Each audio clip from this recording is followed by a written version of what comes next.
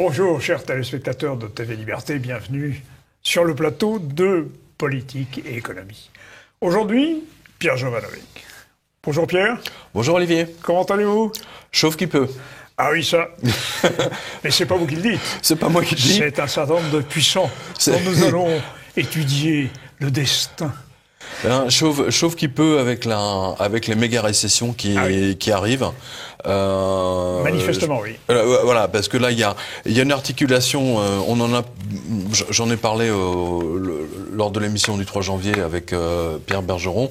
Et là, on a véritablement l'épreuve de deux récessions. Il y en a une qui est en action en ce moment même, et une autre qui va arriver donc au mois de mars, avril ou mai éventuellement. Donc c'est un peu pour donner une idée à nos spectateurs. Vous voulez dire, mon cher Pierre, que vous nous mettez dans l'ambiance. Ouais, voilà, c'est exactement ça. Alors, je leur dis, voilà, vous pouvez choisir la couleur du maillot de bain, comme j'avais posé Madame Lagarde au ministre des Finances américain.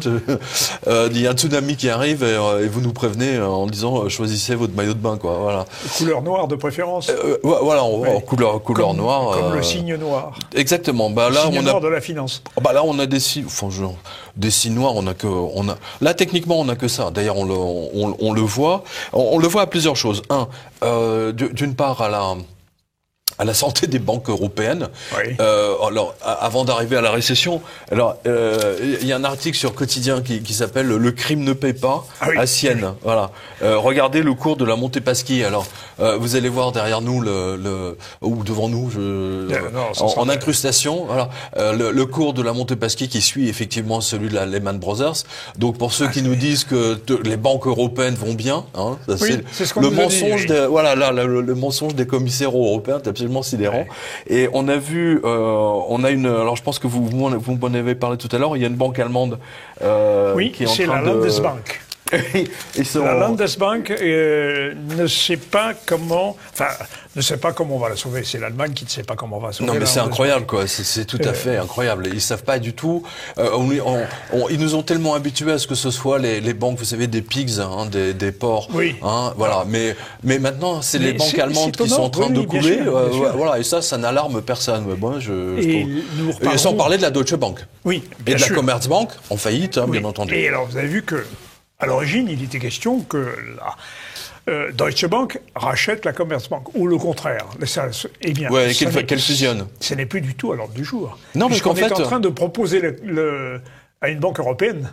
On en a parlé dans l'émission précédente, c'est-à-dire qu'ils veulent faire porter le chapeau français de préférence, puisque ça leur permet, en cas d'explosion de la banque, effectivement, de faire porter le chapeau aux Français, enfin la moitié du chapeau, hein, des dettes, hein, précisons, des dettes. Mais donc et la Landesbank. Alors je ne sais pas si vous avez le papier, parce que effectivement là j'en ai un peu de trop.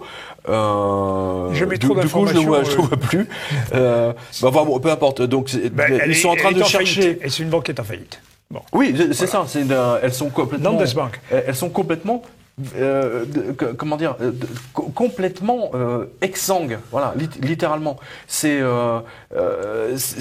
absolument épouvantable. Alors, et les Allemands aujourd'hui ne peuvent pas appliquer la politique que les banques françaises appliquent. C'est-à-dire que les banques françaises aujourd'hui vous empêchent de retirer votre argent. C'est-à-dire c'est plus votre argent. Hein. Je le dis à tous les spectateurs, allez voir votre banquier entre guillemets, votre plouc plutôt, on va l'appeler comme ça, hein, et dites-lui je veux 3 000 euros. Hein, je veux 3 000 euros, donnez-moi 3 000 euros en liquide, en cash. Voilà.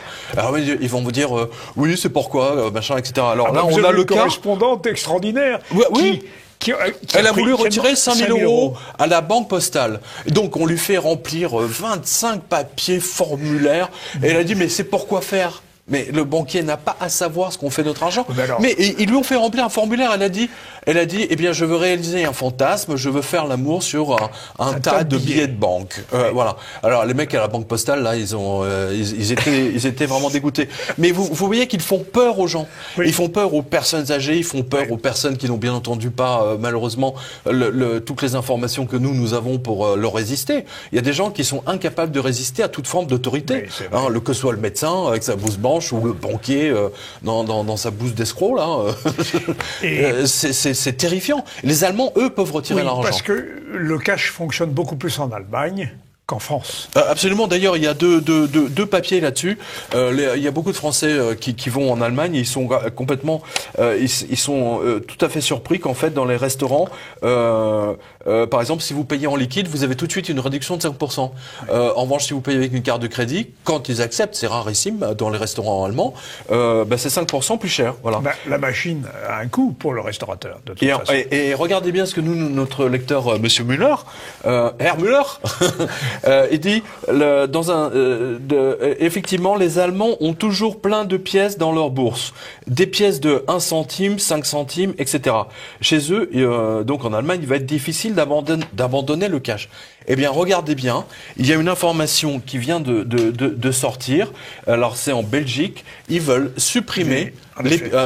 c'est vous qui l'avez, je pense. Non, ils veulent supprimer les pièces de 1 centime, de 2 centimes, et forcer tout le monde, effectivement, à arrondir tous les prix. Alors, c'est le prétexte, à arrondir tous les prix aux 5 centimes supérieurs. Bon, voilà. Alors ça c'est le prétexte parce que comme une majorité des paiements se font en carte bleue, je vois pas pourquoi on devrait arrondir à 5 centimes de plus, c'est grotesque.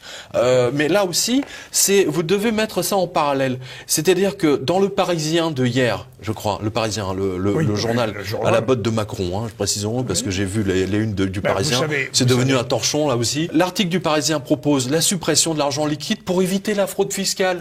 C'est merveilleux. Les gens de Google envoient des milliards aux Bermudes, mais alors là, il n'y a pas de loi de proposition pour supprimer l'argent liquide. C'est extraordinaire. Ils prennent toujours aux Français, aux petits, aux classes moyennes, etc. Et donc ça, ensuite, en Belgique, vous voyez arriver suppression des petites pièces, c'est bientôt suppression des pièces, et vous avez vu ça en même temps, suppression des billets de 500 euros, parce que ça favorise les dealers de drogue. Le bon prétexte. C'est incroyable. Vous voyez, et c'est moi qui suis le conspirationniste pour avoir publié cette information 2 ans avant tout le monde. C'est fou. Mais tout le monde sait bien que j'invite régulièrement un conspirationniste dans politique et économie. Mais mon cher Pierre, vous savez que la suppression du cash dans les campagnes, dans les petites villes, dans les périphéries, il paraît qu'il y a eu des gilets jaunes, eh bien, ça va freiner l'activité économique.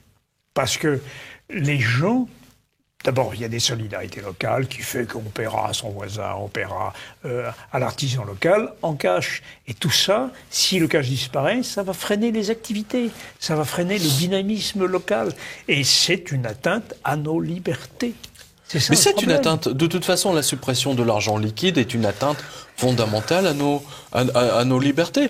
À partir du moment où vous avez une carte de crédit, tout ce que vous faites, votre banquier voit tout ce que vous faites, tout ce que vous achetez, tout ce que vous dépensez, comment vous le faites, et ainsi de suite. Et d'ailleurs, la preuve, c'est que maintenant, ils se sont tellement pupissés qu'ils vous demandent des comptes quand vous voulez retirer 5 000 euros, comme notre lectrice, qui était tellement outrée parce qu'elle suit la revue de presse, elle suit notre émission, elle a dit, mais j'ai dit, je veux faire l'amour sur des billets de banque, c'est un vieux fantasme. Et je t'emmerde. Pardonnez-moi un peu, mais c'est ce qu'elle au banquier. Oui, mais j'ai vu le papier. Je dis aux lecteurs, à nos spectateurs, résistez à votre banquier, envoyez-le se promener. Il n'a aucun droit sur votre capital, sur vos biens.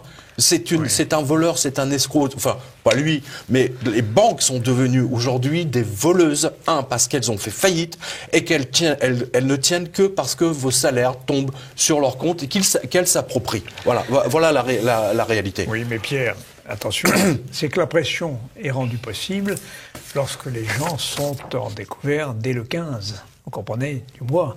C'est ça le problème. C'est que leur capacité à résister est plus difficile. C'est d'ailleurs un des aspects de la révolte des Gilets jaunes. Mais la révolte des Gilets jaunes, il y a 2 aspects. Olivier, il y a 2 aspects. Le premier aspect, c'est le mensonge de l'INSEE. Et j'accuse le président de l'INSEE ou le gouverneur, je ne sais pas quel est son titre exact, d'être un menteur. Parce qu'il dissimule la véritable inflation.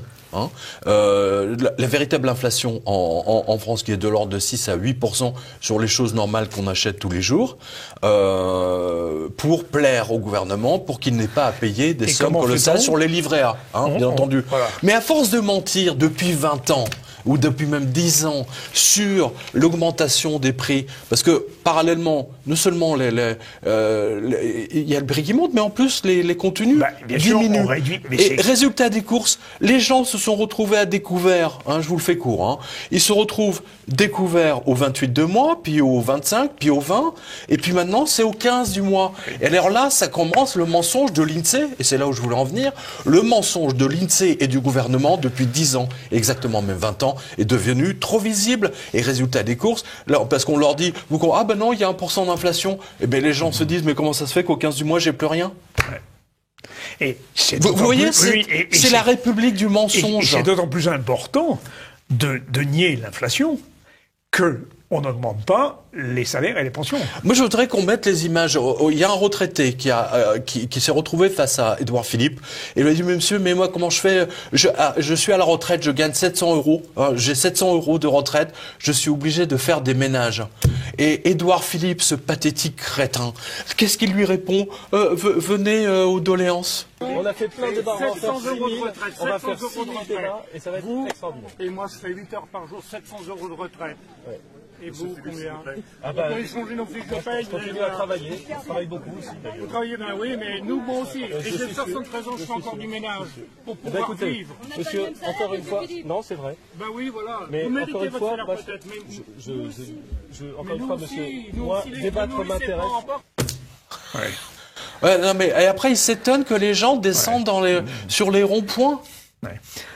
Vous voyez, non mais Olivier, j'insiste là-dessus, le mensonge de l'INSEE est absolument phénoménal. Tous ceux qui travaillent à l'INSEE et qui communiquent l'augmentation du prix mensuel, mais vous devriez avoir honte.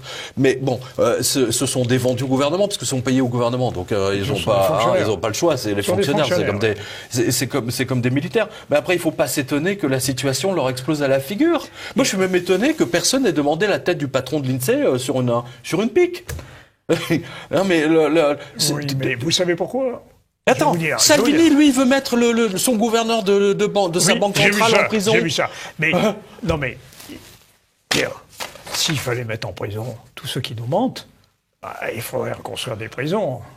Non mais oui, non mais on est d'accord. Non mais le problème, si vous voulez, c'est que là, le mensonge est devenu tellement visible. Le mensonge est partout. Ça fait 10 ans que BFM, ça fait 10 ans que VC News là nous disent il y a la reprise de Nicolas Bozo là. Il y a la reprise. D'ailleurs, il y a pas plus tard, il y a une semaine, on vous a dit le chômage a baissé. Quelle rigolade. Et vous n'avez jamais vu autant de boutiques à louer partout en France, des boutiques, des terrains, des sites industriel, tout est à louer. Et on nous dit qu'il y a la reprise. Mais comment en fait, aujourd'hui, ce gouvernement ne tient que par les médias. Et après, il s'étonne que les gilets jaunes veuillent mettre le feu à BFM et aux télé.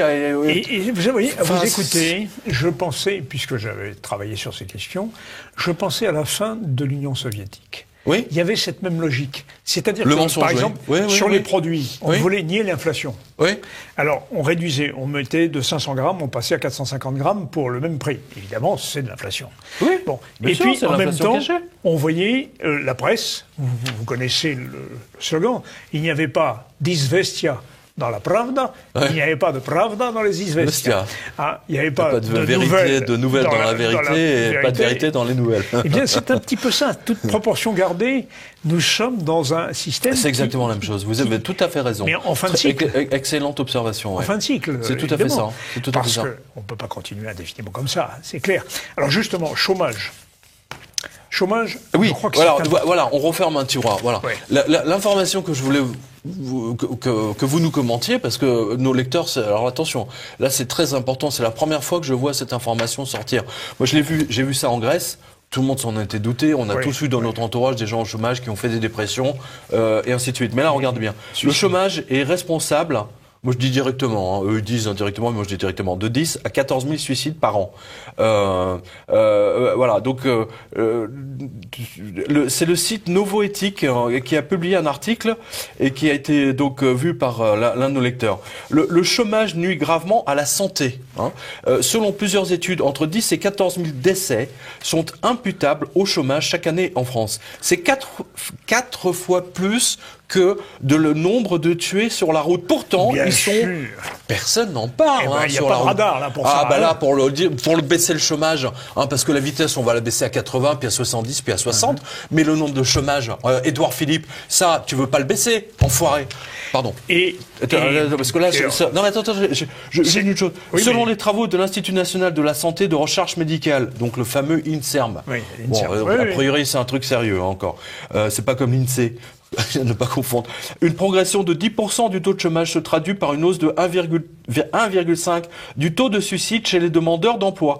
La hausse du chômage relative à la crise qui a frappé la France de 2008 à 2010 a ainsi entraîné 548 suicides. Les chômeurs sont également davantage sujets aux comportements addictifs, alcool, cannabis, etc., ont une moins bonne hygiène de vie et font moins d'activités, etc. Sentiment de culpabilité, perte d'estime de soi, dépression, et ainsi de suite, et ainsi de suite. Non, mais c'est très très grave. Mais bien sûr. C'est très très grave. Donc, j'ai calculé, parce que moi je trouve que ils ont été un peu... je dis simplement, j'ai fait un calcul rapide. Si des lecteurs veulent, des spectateurs veulent nous donner des chiffres plus justes, on est preneur. Depuis 2008, donc, depuis l'explosion de Wall Street, plus de 100 000 personnes, estimation basse, des chômeurs, ont mis fin à leur jour. C'est un génocide.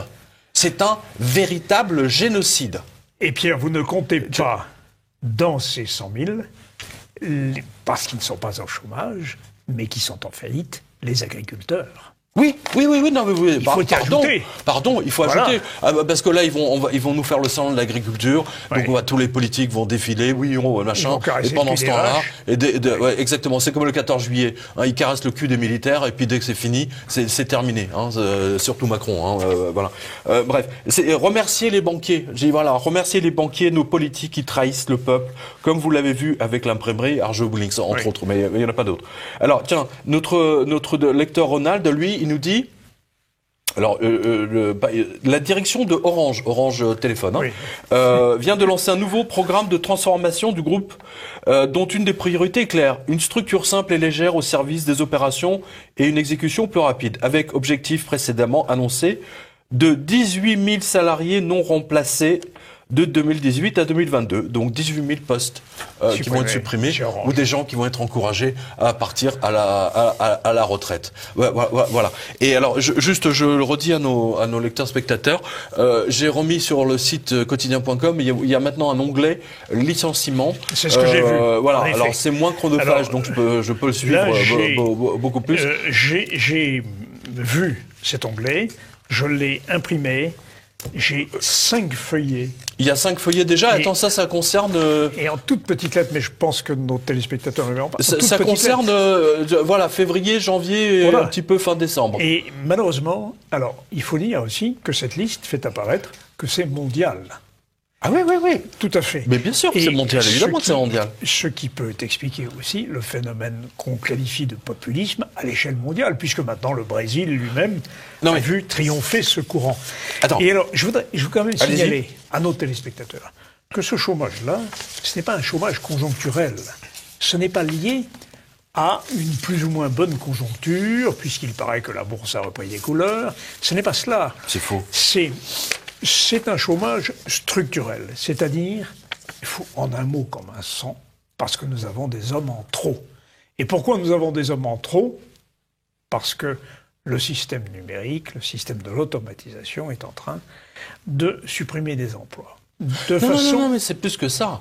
Astronomique. C'est plus que ça, c'est un grand remplacement. Parce que, attends, qu'on m'explique pourquoi les Allemands font venir un million de... Non mais attends, il y a quelque chose qui ne colle pas. Non, le principe des travailleurs détachés, c'est effectivement la destruction de ce qu'on appelle l'État-nation par au cœur même de la population mâle, qui à partir de 40 ans, c'est... déclassé. Déclassé. Démonétisé. C'est démonétisé. Ouais. Et alors, puisque merci pour preuve de la nouvelle récession. Alors là, je vais vous donner 2 preuves, mais il y en a d'autres. Via Ingenico. Ingenico, c'est des terminaux de paiement. Oui. Oui, alors ça c'est notre lecteur Monsieur Richard qui l'a vu et c'est Reuters qui nous l'a donné.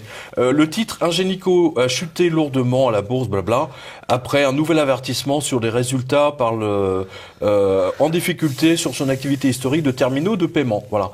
Eh bien écoutez, c'est extrêmement simple, c'est qu'en fait il y a beaucoup moins les volumes traités sont quand même inférieurs.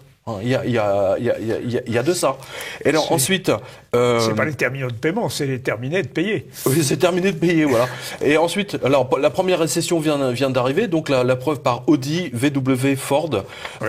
Et là, je peux y rajouter parce que vous l'avez là dans la liste. Là, alors le constructeur automobile de luxe Audi. Alors lui, il a mis 14 000, il a viré 14 000 salariés et ouvriers, 14 000, Audi. Ensuite, vous avez 7 000 ouvriers de Volkswagen. Eux, ils ont été remerciés la veille de Noël. Pas mal. C'est pas mal. Et c'est pour passer sous le radar. Là, oui, le Père Noël est vraiment une ordure. Non, mais c'est surtout que... Non, bien sûr, mais il est allemand.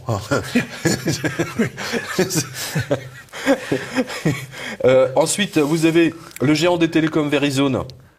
Il a licencié 800 journalistes de tout son département médias, etc. Là, j'ai vu Land Rover, vous l'avez dans Land Rover, qui, alors je crois, je vous donne de tête, 2000, mais vous vérifierez sur la liste. Hier, c'est Toyota qui a décidé de fermer son usine en Angleterre. Donc c'est 3500 ouvriers qui vont littéralement se retrouver au chômage. Bref, ce n'est que ça. L'industrie automobile est durement, très très durement frappée. Et tous ces licenciements, BFM qui vous fait toute une campagne là pendant 3 jours, on va voir, ou 10 jours, on va voir de l'antisémitisme. On va en boire, manger à toutes les sauces. Mais ça, la liste de licenciements. Et puis attends, c'est pas rien. BMW, Mercedes, Audi, Land Rover, etc. Enfin, c'est Toyota, mais c'est énorme. C'est pas 30 licenciements. Ford à Bordeaux. Et Ford, bien sûr. Ford, 850, et je crois que c'est 7000 aussi dans le 7000 dans le monde entier. Dans le sucre aussi en France, Saint-Louis Sucre. Exactement, il y a Saint-Louis Sucre, enfin, il y a vraiment tout ça. Et ensuite, vous avez cette nouvelle, par exemple, toujours, regardez bien, ça se passe en Allemagne. On vous dit qu'en Allemagne, tout va bien. Donc, notre lecteur Sacha, donc, il nous dit, en 2017, les municipalités allemandes ont payé 57 millions d'euros pour des enterrements dits de pauvreté. Qu'est-ce que cela dit d'un pays où les citoyens n'ont plus assez d'argent pour enterrer dignement leurs proches décédés? Et je réponds à notre lecteur. Moi, ça me rappelle effectivement la crise qui avait violemment frappé les États-Unis en 2010 après l'explosion de Wall Street. Ça a commencé en 2010. Les familles ne venaient même pas récupérer les corps de leurs défunts dans les morgues, au point que les États comme la Californie et d'autres ont été obligés de les enterrer eux-mêmes, ou bien d'envoyer des collecteurs de dettes pour essayer de récupérer 3 francs 6 sous sur les enterrements qui ont été faits. Non, mais je ne sais pas si vous réalisez. Donc, si les Allemands ne peuvent plus payer leurs enterrements, là, il y a un problème. Et ça promet un nouveau mouvement des Gilets jaunes. Là, je ne sais pas quelle couleur ça va être, mais je pense que ça va être plutôt rouge. Et je pense que ce mouvement va s'étendre à toute l'Europe, de toute façon. Là, c'est très net. La récession, elle est absolument phénoménale et elle va frapper. Tenez, tiens, je vous donne un autre exemple très intéressant. Harley-Davidson. Oui. En 2008, Harley-Davidson a été sauvé de la faillite par la Fed, qui lui a imprimé des centaines de millions à taux zéro. Voilà. On aurait donc pensé que 10 ans plus tard, la situation de Harley-Davidson se serait améliorée. Surtout que ils ont bien entendu, qu'est-ce qu'il a fait Harley-Davidson? Il a fermé son usine, je ne sais plus où, dans l'Oklahoma. Il a dit aux 1000 ouvriers, allez vous faire voir, je délocalise l'usine en Inde. Voilà, donc ça va sentir le curry, le pot d'échappement. Voilà, c'est un peu l'idée. Eh bien, Harley-Davidson a enregistré une baisse des ventes de l'équivalent de 8% par rapport à l'année précédente. Donc on voit bien que on voit bien qu'il y a une véritable récession. Et General Motors, justement, lui, c'est 14 000 licenciements dans le cadre de son plan de restructuration. Et 5 usines fermées, voilà. Et les Tesco, par exemple, en Angleterre, les supermarchés, donc là, c'est de l'autre côté, juste, c'est à 1 heure de TGV, c'est 9 000 emplois qui sautent, voilà. Donc, voilà, autant de suicides de plus, C'est un génocide économique auquel on assiste. Hein. On referme le tiroir des suicides. Donc, moi, je dis à tous nos spectateurs qui sont malheureusement au chômage, j'envoie nos signatures qui viennent. Hein, voilà. Je dis voilà, si vous faites une dépression, ne portez pas cette culpabilité, ne vous rendez pas coupable. Ce n'est pas de votre faute. C'est un crime organisé par les banquiers et seuls les banquiers sont responsables de ce génocide gigantesque. Mais Monsieur Édouard Philippe vous dit non, alors que là, je veux dire, les accidents de la route sont bien, hein, ça fait bien maintenant. Mais il faut baisser hein, parce que ça coûte trop cher. Non, mais ils sont fous alliés. Oui, on est dans la République du mensonge là. C'est le mensonge absolu à tous les étages. Et pour bien dissimuler la crise économique, hein, la seule arme qu'ils utilisent, on en a et antisémite. Voilà. Oui, ça, antisémite, j'en ai parlé avec Vert Bergeron le 3 janvier. C'est la diversion par excellence. Et voilà, le 3 janvier. Même s'il est clair que... antisémite. Mais bien sûr. Voilà, il faut détourner l'attention. Oui. Hein, vous parlez d'économie, antisémite. Oui. Vous parlez de chômage, antisémite. Oui, bien sûr. Non, mais c'est génial. Mais quel rapport? On pourrait se demander. Non, mais ça détourne l'attention. Hein, mais vous évoquiez tout à l'heure le grand remplacement. Oui. Mais savez-vous que Finkielkraut, lorsqu'il a commenté l'incident en question, quand il s'est fait insulter par un islamiste, l'islamiste a dit, voilà, la France est à nous, dit ce oui. Et Finkielkraut dit, eh ben voilà, ça c'est le grand remplacement. Il l'a dit, hein. Vous remarquerez que personne n'a commenté. Aucune des télés n'a commenté. Personne n'a surtout pas. Et surtout pas. Non, les médias sont vendus. Je suis vraiment à 100% avec les gilets. D'ailleurs, vous savez quoi? Il y a un truc qui est vraiment drôle. On voit des spécialistes, des sociaux, des mouvements de fous, des manifestations, de la sécurité. Et les mecs sont là. Mais attends, ces mecs, ils ont jamais eu le courage d'aller avec les gilets jaunes, de couvrir des manifestations, etc. Mais ils se feraient lyncher. Ils sont pas allés sur les ronds-points. Ils sont pas allés sur les ronds-points. Mais ils viennent pérorer sur le plateau de BFM et de CNews. Mais c'est honteux, quoi. Hein, L'Express, Libération, etc. Tout ça appartient au même groupe, hein, je le rappelle. Oui. Voilà. Et après, ce sont les mêmes spécialistes, les mêmes journalistes qui défilent ces antennes. Non, mais c'est que de l'entre-soi, en fait. C'est fascinant, voilà. Vive TV Liberté. Viva TV Libertad. Merci Pierre pour cette première partie, pour le moins. Non mais c'est vrai. Non mais je suis remonté. Convaincu. Non parce que là il y a tellement de. Mais ça devient tellement. Tout le monde le voit maintenant. Ils peuvent plus se cacher. Ils mentent 24 heures sur 24 les mecs. Mais c'est dingue. 24 heures sur 24 le mensonge de BFM, c'est fabuleux quoi. Mais pas seulement les. Il n'y a pas que ça. France 2 pareil, TF1 pareil. Vous savez ce que c'est qu'un conseiller en communication? C'est un conseiller en mensonge. Non mais c'est tellement drôle. Mais maintenant, c'est drôle quand même, quelque part. C'est visible. C'est visible, ouais. De même que les gilets jaunes sont devenus visibles. Non mais les gilets jaunes, c'est ça, ce sont tous des antisémites, voilà. Ce sont tous des antisémites, ils ont mangé les enfants, c'est des pédophiles, etc. Alors qu'en fait, ils ont plus rien à manger au 15 du mois, mais ça, Madame Rutel-Krief, ça l'intéresse pas. Non. Tous les journalistes de BFM, ça les intéresse pas, là. Vendus. C'est des vendus. Enfin, pardon. Pardon.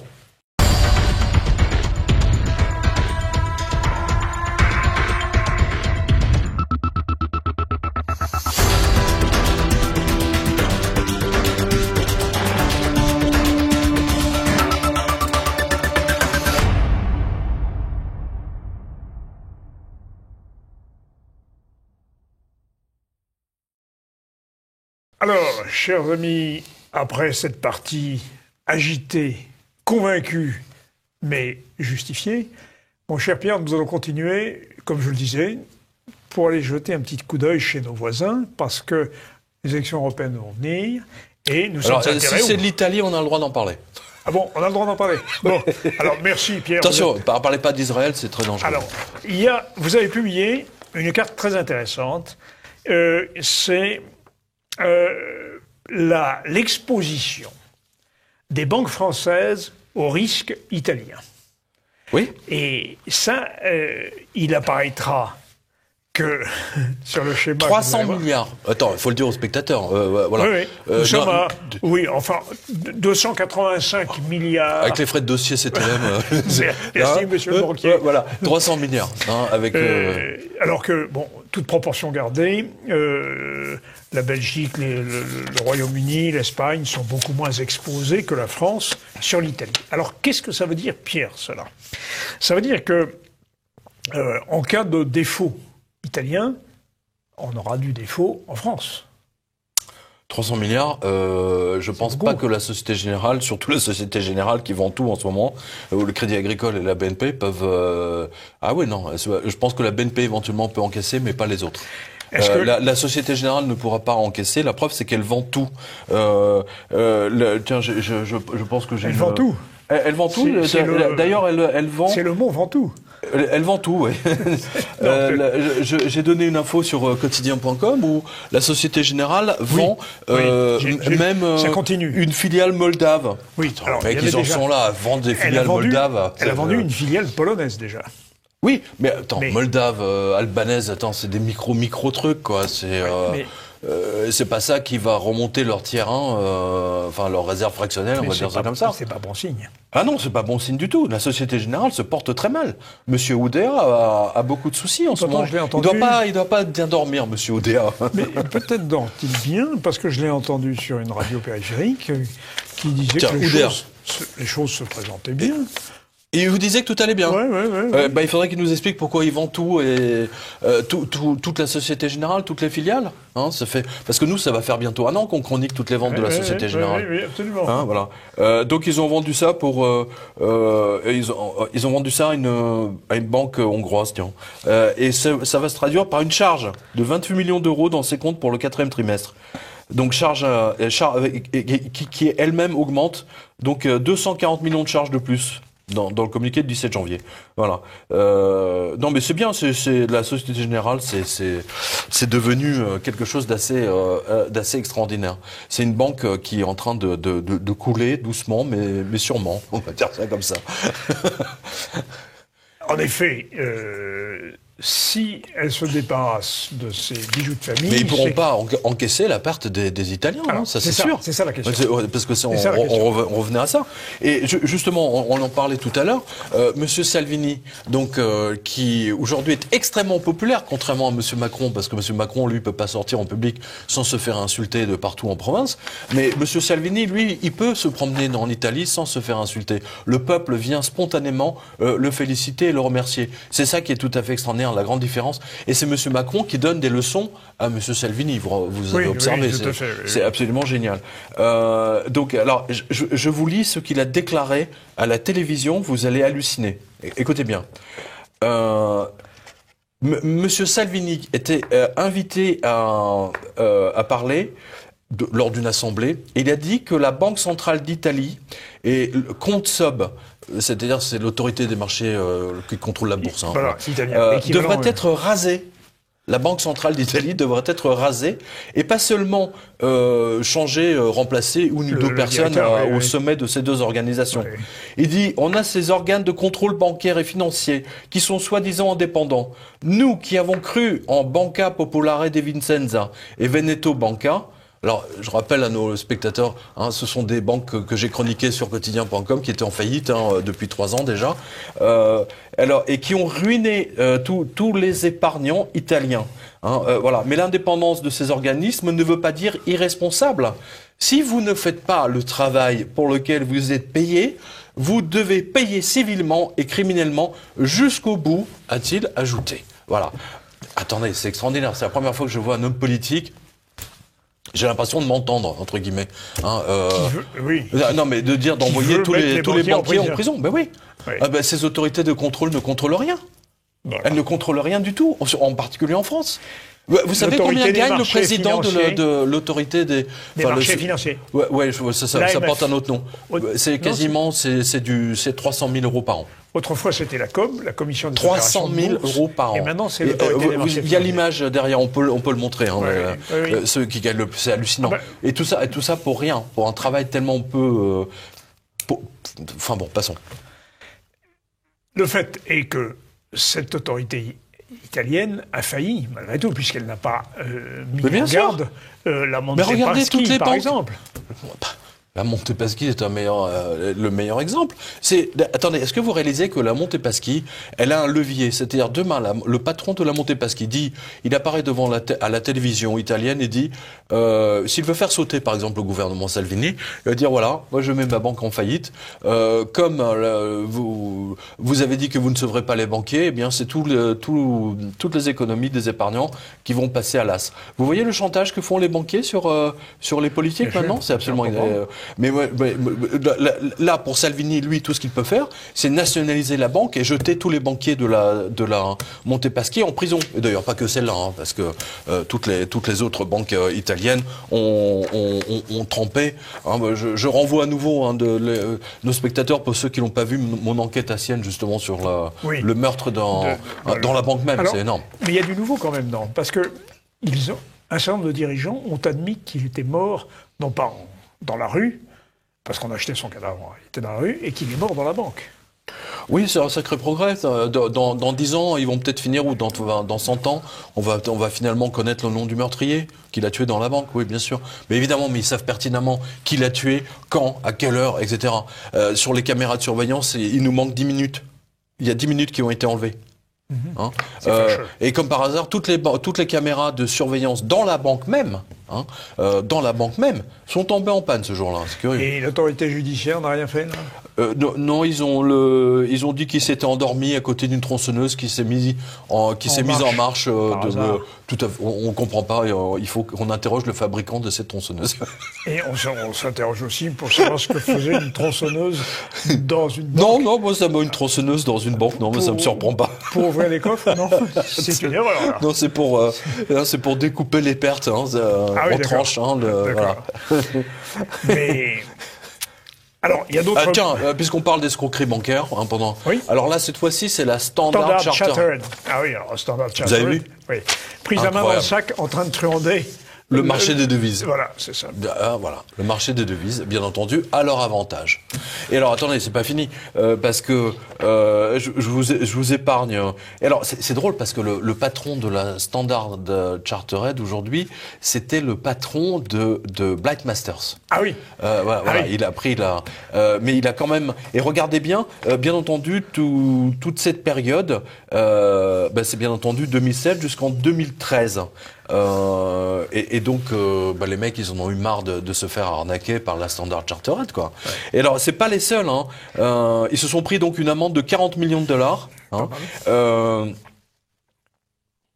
Et il y a d'autres banques qui sont incriminées dans ce scandale, dans cette escroquerie sur le marché des devises, parce qu'ils ont truandé le cours des devises à leur avantage, oui, bien sûr. Oui. Et à votre désavantage, pardon. Vous partiez, par exemple, en vacances, on dit tiens, je pars en vacances, je prends moi en Russie, j'ai besoin de roubles. Là, ils vous massacraient, quoi. Ils abaissaient le cours du rouble en leur faveur, bien entendu.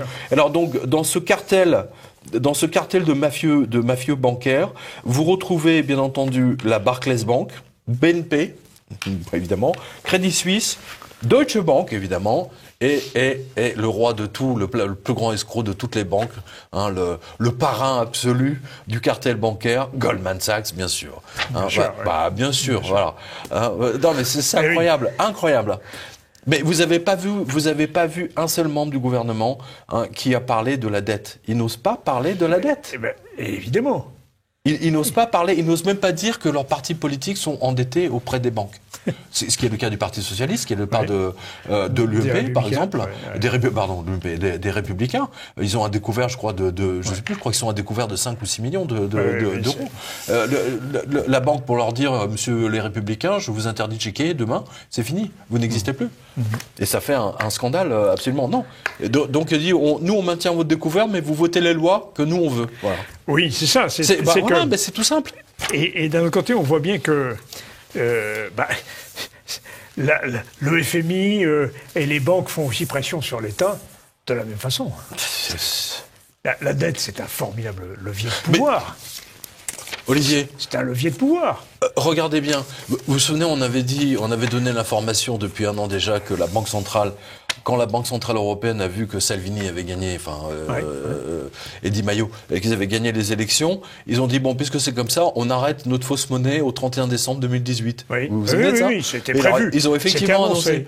Alors tout le monde s'attendait à ce que personne ne veuille acheter la dette de l'Italie, de l'Espagne, du Portugal, mais pas du tout.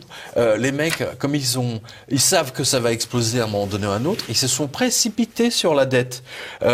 Donc ils ont acheté la dette italienne, tous les investisseurs là, le Portugal, l'Espagne, les fameux membres des PIGS, les fameux ports, etc. Donc ils ont trouvé, et c'est Bloomberg qui était extraordinairement surpris que les PIGS puissent trouver des acheteurs pour leurs bons du Trésor. Vous vous rendez compte? Voilà. Donc il dit les sovereign bonds offering from Italy, Spain, Portugal this month have all drawn unprecedented bidding for a total of 106 billion euros, 120 milliards de dollars, une hausse de 14% par rapport à l'année dernière. Et ce sont les Asiatiques qui ont acheté aussi. Incroyable. Comment expliquez-vous cet attrait pour les bons du Trésor italiens? Mais parce qu'on est auto-négatif. Donc ils ont le bon du Trésor d'un peuple comme l'Italie, comme la France, c'est parfaitement génial parce que c'est le peuple qui garantit. Voilà. Oui, c'est le peuple qui garantit. Donc les mecs, attends, je vous prends un exemple. Et j'ouvre un tiroir, si vous permettez. Vous avez vu que Monsieur François Hollande, l'ennemi de la finance. Oui. Vous vous souvenez? La finance, c'est mon ennemi. La finance est mon ennemi. Par qui est-il financé aujourd'hui, monsieur l'ennemi de la finance, Hollande? Par un des plus gros hedge funds américains, le roi de la finance absolue, Allianz.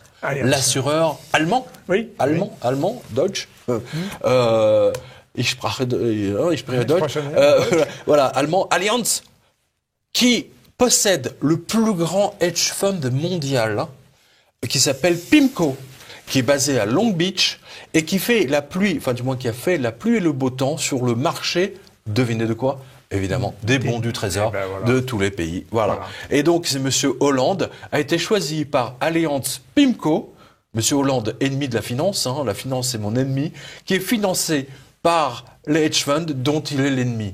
Mais quel foutage de tête quand même, c'est incroyable. Et ça continue. Et après, il s'étonne que les gens se révoltent. Mais c'est normal. Mais c'est normal face à des menteurs, à des vendus, pareil. Mais c'est incroyable, quoi. Mais c'est incroyable. Moi, je rappelle que PIMCO était piloté par deux grands spécialistes des bons souverains, des bonds, des bonds. Voilà. Il y avait Monsieur Bill Gross. T-bonds. Bill, comme voilà, et surtout Mohamed El Arian, qui est un type que je respecte beaucoup parce que c'est vraiment un type tout à fait extraordinaire et avec des analyses très très fines déjà en 2008, 2007, 2008. Il fait partie des gens qui pressentaient que les choses allaient, voilà, voilà, et ils ont été obligés de partir parce qu'avec les taux négatifs, avec toute la fausse monnaie qu'ils ont balancée, les mecs ils n'arrivent même plus à dégager 3%, 4%. Donc voilà. Et maintenant, PIMCO se retrouve dans la mouise parce qu'ils n'arrivent plus à dégager de l'argent sur leur placement, quoi. Ils sont très très embêtés. Donc ils vont embaucher qui? François Hollande, l'ennemi de la finance, qui va faire c'est l'Aïus à l'hôtel Meurice, voilà. C'est intéressant. C'était dans le Canard enchaîné. Il y a, mais ce que vous ne dites pas à nos téléspectateurs, c'est combien il est payé pour faire la conférence. Oui, pardon. Attends, excuse-moi. Autant pour moi. Mais allez-y. 200 000 euros. 200 000 euros par conférence? Pour la conférence. Ou par mois? C'est peut-être le cycle. Mais en tout cas, c'est 200 000 euros. Moi, vous savez, je peux vous faire des conférences sur et vous aussi. Je pense que vous allez en faire bientôt, des conférences, d'ailleurs. oui. Mais sur la monnaie et la finance, je peux. Oui. Enfin, c'est quand même... Mais en plus, Hollande, il est nul en économie, on l'a vu. Mais il l'a vu, il a jamais vu, il a toujours cru... Je vous donne un exemple, il a cru le patron de la pub de TF1. Le patron de la pub de TF1 est venu le voir, il était à sa deuxième année de président de la République, ou troisième année, et le patron de la pub de TF1 lui dit « Ah, c'est formidable, il y a une reprise, c'est génial, je vois tous les budgets qui arrivent. Donc ça veut dire qu'il y a une reprise, tout va bien. » Et donc, qu'est-ce qu'il fait ? ce crétin de Hollande. Il dit, oui, le chômage va s'inverser, il y a une reprise, etc. Voilà comment il prenait ses conseils. Ouais. Voilà, ça c'est François Hollande. C'est extraordinaire. C'est extraordinaire. Mais le fait de revenir le démange. Et il dit qu'il serait bien, il se verrait bien. Il se voit bien comme l'homme providentiel. Hein. Sarkozy aussi, ils se voient tous comme hommes providentiels. Ils ont mis le pays par terre, ils ont vendu le pays à des intérêts étrangers, mais ils se voient, surtout Sarkozy qui a vendu une partie de l'or de la France pour faire plaisir aux Américains. Ça, c'est extraordinaire. Dans le genre trahison, là, on ne peut pas trouver mieux. Oui, mais attendez, ils ont été élus une fois. Pourquoi est-ce qu'ils ne pourraient pas être élus une seconde fois si les gens sont capables de les porter au pouvoir? C'est ça la question. Ils pensent qu'avec les médias, ils peuvent tout faire. C'est ça. N'oubliez pas, Manuel Valls pensait qu'avec le fait qu'il avait BFM à ses basques toute la journée, etc., il pensait qu'il pouvait. Il s'est pris la raclée de sa vie. C'est vrai. Et il s'est pris la raclée de sa vie grâce à qui? C'est parce que Dieudonné et Soral ont fait une campagne absolument phénoménale contre Manuel Valls, surtout Dieudonné qui avait fait. Et Dieudonné avait demandé à tout le monde d'aller voter aux primaires du PS. Et donc du coup, tout le monde est allé voter aux primaires du PS. Ils ont payé avec grand plaisir 2 € juste pour voir Manuel Valls tomber, et il est tombé. Voilà, terminé. C'était fascinant à observer. Et donc vous voyez que même si vous avez les médias avec vous, à un moment donné ou un autre, le peuple se révolte, le peuple comprend. Il faut arrêter de prendre le peuple pour des crétins. Moi, j'ai jamais compris ça, qu'on prenne les gens pour des imbéciles et qu'il y ait cette condescendance dans les explications. Oui, il faut leur parler simplement, parce qu'ils comprennent pas grand-chose. Alors, c'est sûr que si on parle à la mamie qui est complètement gâteuse et qui a 90 ans dans une maison de retraite, si c'est ça votre public, allez-y, effectivement. Mais, Pierre, ce n'est pas la condescendance, c'est les condescendants. Vous savez, les excellent. Oui, on peut l'entendre de plusieurs manières. Monsieur Hollande parle des descendants. Non, mais c'est une belle trouvaille. C'est une belle trouvaille. C'est une belle trouvaille, les descendants. Oui, c'est épouvantable. Enfin. Ah, mais c'est épouvantable, mais c'est très juste. C'est ce que Parce disait. Que de fait. J'ai lu le livre de Valérie Trierweiler. Il était parfaitement au courant. Non, mais moi, vous savez, je lis tout. Valérie Trierweiler explique dans son livre que Manuel Valls étaient venus dîner chez eux, dans le 15e, et qu'ils étaient au courant que Cahuzac avait son compte en Suisse, etc. Et ce n'est que 3 ou 4 mois plus tard, ils ont fait semblant de, on ne savait pas, etc. Oui, il nous a menti. Et ils le savaient déjà, quoi. Oui, bien sûr. Ce sont des menteurs. Alors, mais ceci va leur exploser à la figure. Si ce n'est pas maintenant, si ce n'est pas demain, après-demain, ça va leur exploser à la figure. Et je le dis aux journalistes de BFM, vos histoires d'antisionisme, là, ça marche pas. Le peuple va venir mettre le feu à votre chaîne de télé et les compagnies de CRS ne pourront pas vous protéger. C'est inévitable, je le vois. Vous savez, dans un autre registre, à cette même tribune, Alain de Benoît, philosophe, nous disait que les Gilets jaunes, c'était une répétition générale. Oui, allez-y. Eh bien voilà, c'est ce que vous dites. Nous attendons la répétition générale en attendant, évidemment, la grande explosion, si, et seulement si, Macron ne trouve pas les solutions. Mais il ne les trouvera pas. Pour une raison très simple, c'est que, en réalité, dès le départ, il aurait pu prendre des mesures. Or, il n'a pris aucune disposition. Il a utilisé la violence et la force, comme jamais. Oui. Comme jamais. Jamais. On aimerait bien, d'ailleurs, que les séditions en banlieue et que les Black Blocs et autres nuits debout fussent traités de la même façon que les Gilets jaunes. Et ils n'ont pas été de la même façon. Là, il y a désormais, me semble-t-il, sur le quinquennat de M. Macron, une tâche ineffaçable. Et c'est d'ailleurs une tache de sang. C'est une tache bien sûr. Ce sont des taches de sang. Cela étant, pour revenir à notre sujet... Mais M. Castaner ne l'emportera pas au paradis, ça c'est clair. parce que Monsieur Castaner ne restera pas ministre de l'Intérieur toute sa vie. Il va revenir au civil aussi vite que Manuel Valls, là, tous ces gens ont la grosse tête parce qu'ils ont pas un pont, etc.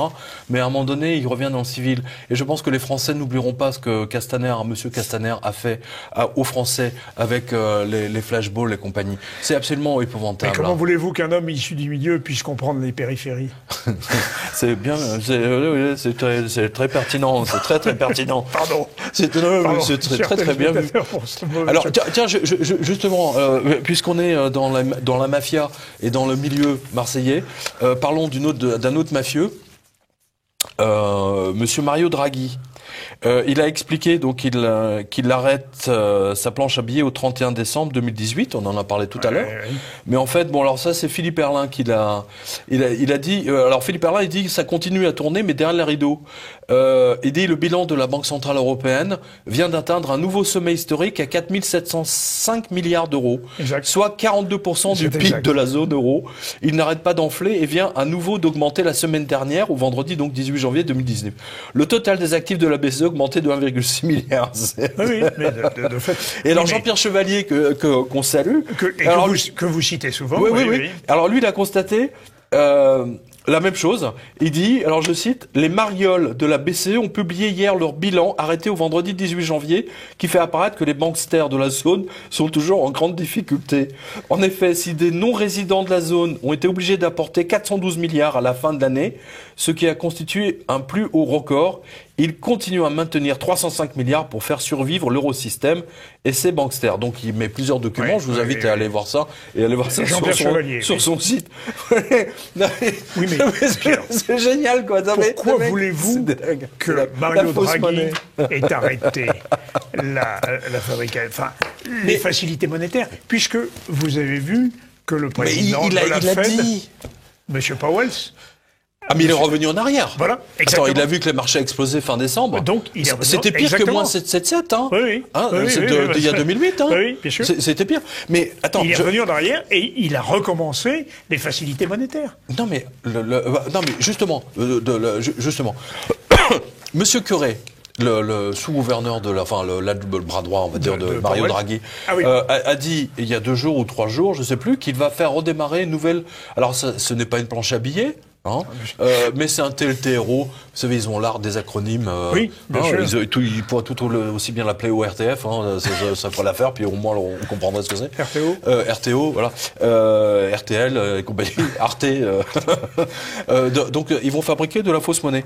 Et alors, chose incroyable, vous savez qu'on a enregistré ici, en votre absence, avec Pierre, le 3 janvier, donc un politique éco.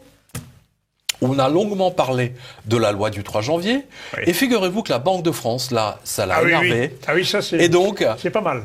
Elle a fait une réponse officielle à notre émission. Alors ça, c'est tout à fait extraordinaire. Alors, je dis voilà, la Banque de France, elle a attendu la mi-février pour réagir à la revue de presse faite le 3 janvier. Donc, pour vous dire à quel point ils sont lents quand même. Ils sont vraiment lents. Mais bon, c'est un peu, vous savez, c'est que les banques, c'est comme les dinosaures. C'est-à-dire que vous leur marchez sur la queue, il se passe 1 mois et demi avant que ça arrive à la cervelle, quoi. Donc, alors, ils ont publié un communiqué. Mais ils n'ont pas osé mettre le nom de l'attaché de presse, genre personne à contacter, etc. Voilà. Et encore moins à répondre point par point, à mes arguments, ou bien à ceux de Pierre-Yves Rougeron, qui est auteur du livre L'enquête sur la loi du 3 janvier. Voilà. Alors, je vous lis le charabia de la banque. Oui. C'est drôle.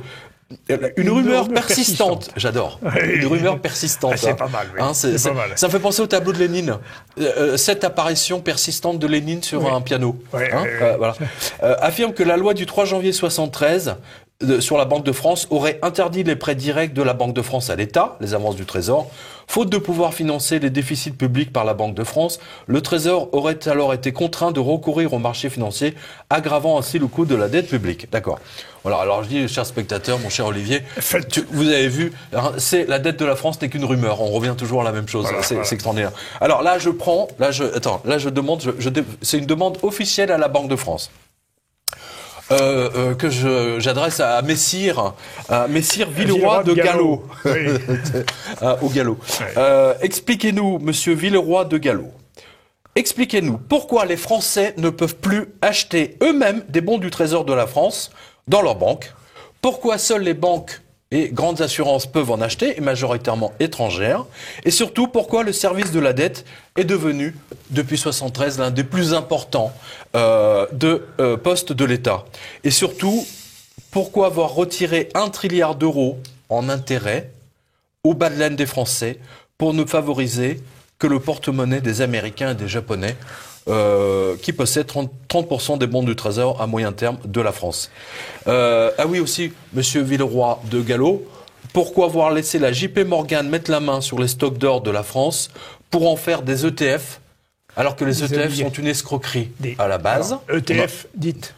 C'est un papier qui est garanti sur un lingot d'or, mais que les gens n'ont pas. Donc ils se vendent du papier. C'est ce que fait la Banque Rothschild, par exemple. Elle vous vend on titrise. Elle n'achète pas. Exactement. C'est une titrisation d'un lingot d'or. Et aujourd'hui, on sait pertinemment que pour un lingot, vous avez 500 ou 600 certificats. Donc c'est une escroquerie majeure. Et enfin, Monsieur Villeroy de Gallo, pourquoi avoir accepté Madame Goulard en tant que sous-gouverneur de la Banque de France, alors que les militaires de la DGSE ont demandé sa tête, la soupçonnant depuis longtemps être payée par la CIA, payée par une obscure ONG. Une ONG, c'est quoi son truc Organisation non gouvernementale. Oui, pour les droits de l'homme, je sais pas, mais il l'a payé 2 000 euros ou 3 000 euros par mois, enfin un truc de ouf, quoi. Voilà, donc voilà, Monsieur Villeroy de Gallo, voilà, je vous pose ces questions. J'espère que vous aurez le courage, parce que vous êtes aristocrate, donc je vous rappelle que les aristocrates étaient les seuls à l'époque à avoir l'autorisation de porter une arme et de défendre les Français. Mais vous, j'ai l'impression que vous ne défendez pas vraiment les Français. D'ailleurs, vous avez plus tellement de pouvoir. Mais vous êtes le bienvenu sur ce plateau pour venir nous en parler, et surtout si vous répondez à ces questions, ne pas tourner autour, comme les énarques savent si bien le faire. Et j'ajouterais pour terminer, dites-nous que le service de la dette est devenu l'un des plus importants postes de l'État. Dites-vous, Pierre. Oui. Eh bien, mais je crois que c'est le numéro 2. Il est pour 42 milliards. 42 milliards. C'est énorme. C'est colossal. C'est, si vous voulez, par rapport au budget de l'éducation nationale, qui est le premier poste, c'est pratiquement les 2 tiers du budget de l'éducation nationale. Non, mais c'est énorme, c'est absolument énorme. C'est plus de la moitié de ce que l'État donnait aux collectivités locales au titre de la dotation globale de fonctionnement. Et voilà, vous avez mis la main dessus. Voilà. Et voilà pourquoi les maternités disparaissent. Voilà pourquoi les hôpitaux disparaissent, les casernes, les commissariats. 9 commissariats ont été fermés dans le 93, un peu partout dans la région parisienne. Est-ce que c'est normal de fermer des commissariats dans le 93, alors que la violence ne fait qu'augmenter ? Voilà, tous les services publics sont en train de disparaître. Et moi, je comprends pourquoi les Gilets jaunes, et je suis à 100% avec les Gilets, même si je suis parisien, donc, je suis à 100% avec eux, et d'ailleurs, ils le savent, parce que j'étais avec eux, j'ai couvert au moins 4 ou 5 manifestations. Vous savez quand même que, historiquement, c'est intéressant. Vous avez dit, je suis parisien. Vous savez, vu que la révolte des Gilets jaunes, pour la première fois dans l'histoire des révoltes en France, elle n'est pas parisienne. Ah bon ? Eh oui. La Fronde, la Commune, les sans-culottes, c'était toujours Paris. Oui. Et pour la première fois... Ça vient de l'extérieur. D'accord, ok, je vois ce que vous voulez dire. Pourquoi ? Parce que Paris, c'est l'oligarchie, parce que Paris, c'est l'interface avec les grandes métropoles mondiales, oui. Parce que Paris se fiche de son hinterland, comme on disait autrefois chez les géographes, c'est-à-dire de son arrière-pays, et de ses périphéries, dont je parlais tout à l'heure, et d'un certain monsieur qui était du milieu, qui ne pouvait pas comprendre les périphéries. Voilà. C'est ça. Mais mais c'est nouveau, ça. Hein, quand je dis je suis parisien, c'est pour une raison très précise, c'est que nous... Personne n'est Non, c'est parce que nous, à Paris, on a nos services publics qui sont tous à portée de main, voilà. Il y a transport. Mais dès qu'on va en province, mais c'est fini. Moi, j'ai un ami qui habite à côté enfin, il habite en Normandie, Bernay ou... Oui, Bernay, c'est dans l'Eure. Mais il est fou de rage. Sa poste a fermé. Oui. Tous les services sont publics. Maintenant, il est obligé de prendre la voiture pour aller encore plus loin. Et après, il s'étonne que les Français... Attends, avant, les services publics étaient tout près. Ils dépensaient pas d'essence. Ils faisaient peut-être 1 kilomètre pour y aller. Maintenant, ils en font 50. Et en plus, on veut les taxer sur le trajet pour y aller. Bien sûr. Mais enfoiré de Macron, enfoiré d'En Marche, Édouard Philippe. Mais ce sont des gens déconnectés de la réalité. Mais ils sont déconnectés de la réalité. Ça va leur exploser à la figure. Tout est bon pour ne pas parler de la crise et de la dette. Mais vous savez, Moi, je vous donne deux infos. Regardez parce bien. Que nous avons dépassé notre regardez temps, bien. mais... L'Angleterre a décidé de ne pas rendre l'or du Venezuela. C'est extraordinaire. Moi, je dis, donc, si l'or n'est pas chez vous, dans le jardin de vos parents, etc., il n'est pas à vous. Voilà. Donc, ne le laissez pas dans le coffre de la banque. Parce que si y a un bank holiday, comme ils appellent ça, vous serez tricard comme les Grecs qui n'ont pas pu aller dans leur banque. Hein, interdiction d'y aller pendant 2 mois ou 3 mois, je me souviens plus. Et donc, ils ne pouvaient même pas tout. Enfin, bon, voilà. C'est le risque. Et en ce moment, il y a vraiment un mouvement. Voilà. Donc vous allez retrouver également. Alors on n'a pas pu tout traiter. Il y a 2 articles d'Héloïse Benamou qu'on n'a malheureusement pas pu. Mais Héloïse reviendra. On reviendra sur ce plateau. Non, parce qu'elle a fait un truc génial. Elle a fait URSAF, Agir Carco, ou la scandaleuse résurrection des fermiers généraux qui volent les Français. Alors je me suis dit, ça allait vous parler, les fermiers généraux. Ça me parle, oui. Ça me parle. Les fermiers généraux, on leur laissé le soin de récolter les impôts, de les réverser au roi, mais au bout d'un certain temps, de telle sorte qu'entre-temps, ils plaçaient cet argent pour que ça leur rapporte. Exactement.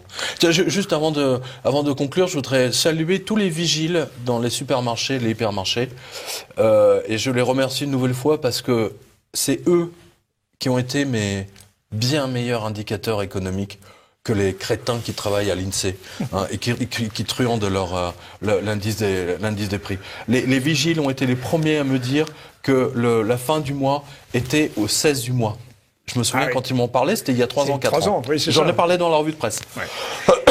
Et puisque vous êtes parisien et que vous évoquiez, souvenez-vous, les fermiers généraux, le murmurant Paris, rend Paris murmurant. Oui, absolument. Angoulême. Je vais à Angoulême, mais je ne sais pas à quel moment. C'est pour ça que j'ai hésité, parce que je ne sais pas quelle est la signature qui vient après. Mais il faudra qu'on voit toutes les signatures, parce que là, j'ai beaucoup justement de nos spectateurs qui viennent nous voir. Vous savez que là, je suis le représentant de la télé un peu partout en France. Merci. Et de notre émission. Merci Pierre. Merci à vous. Merci pour TV Liberté. Vive TV Libertad. Voilà, qui ne vous accuse pas d'être un feignant, un sioniste, un antisioniste, un gilet jaune. Bref, Gaspard Ganser, Gaspard Ganser, c'est le conseiller de Macron. Oui, il a dit hier que le coefficient intellectuel des gilets jaunes qui manifestent était au niveau, ça doit être au niveau 0. Je le cite comme ça de tête. Alors, Gaspard Ganser, va te faire bip. Pardon. Bon. Non, mais attends, on se met au même niveau. On se met au même niveau, mais qu'il aille se faire voir. Mais insulter les Français, du peuple, mais ils sont fous. Ils sont complètement fous. C'est du même niveau que Macron qui va insulter, et qui plus est de l'étranger. Oui. Attends. Oui. Les Gaulois réfractaires. Il dit ça de l'étranger, alors que normalement, aucun politique ne devait commenter la politique intérieure française de l'étranger. Jamais. Alors lui, non seulement il le fait, mais en plus il insulte les Français de l'étranger. C'est extraordinaire. Quel que soit le pays où il va, il les insulte. Algérie, en Grèce, en Hollande, ou je sais plus, en Norvège. Enfin bon, j'en passe des meilleurs. Et Gaspard Ganser, il vise la mairie de Paris. Il vise la mairie de Paris. Gaspard Ganser, on va te tailler des shorts, tu vas voir. Et ben voilà. Chers téléspectateurs, à très bientôt. À bientôt, merci à vous.